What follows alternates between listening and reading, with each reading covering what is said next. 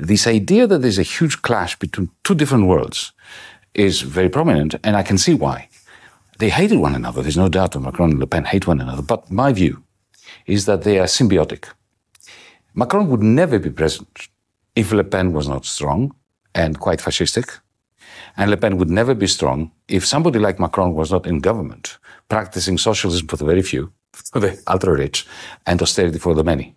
So the two, they may not like one another, but they've been playing this dance. And this dance now is taking us, unfortunately, to a postmodern version of the 1930s, where the ultra-right essentially is being handed over power by the center-right. Yanis Varoufakis, professeur d'économie et ancien ministre des Finances grec, fournit une analyse critique de la situation politique en France, mettant en lumière des dynamiques souvent négligées par les médias traditionnels. Selon lui, la montée en puissance de Marine Le Pen et du Rassemblement national est directement liée à la politique menée par Emmanuel Macron.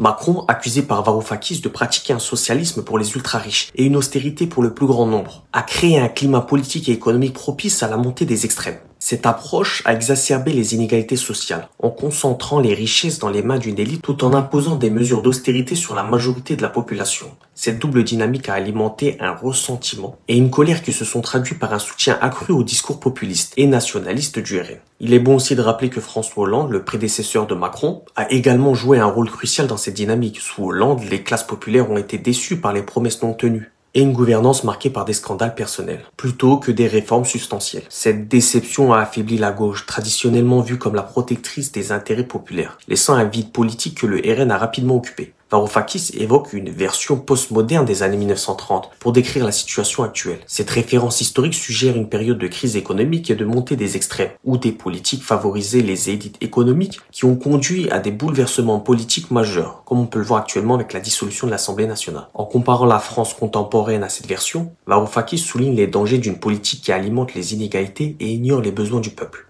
En résumé, l'analyse de Varoufakis est un avertissement. Elle rappelle que les politiques économiques et sociales qui favorisent une petite élite au détriment de la majorité peuvent mener à une instabilité politique grave. En délaissant les classes populaires, les gouvernements ouvrent la porte aux mouvements extrémistes qui promettent des solutions radicales. Pour éviter une répétition de l'histoire, il est crucial de réévaluer les politiques économiques et de s'assurer qu'elles servent les intérêts de tous les citoyens, pas seulement ceux des plus riches. Bref, dites-moi ce que vous en pensez en commentaire, bien sûr, toujours dans le respect.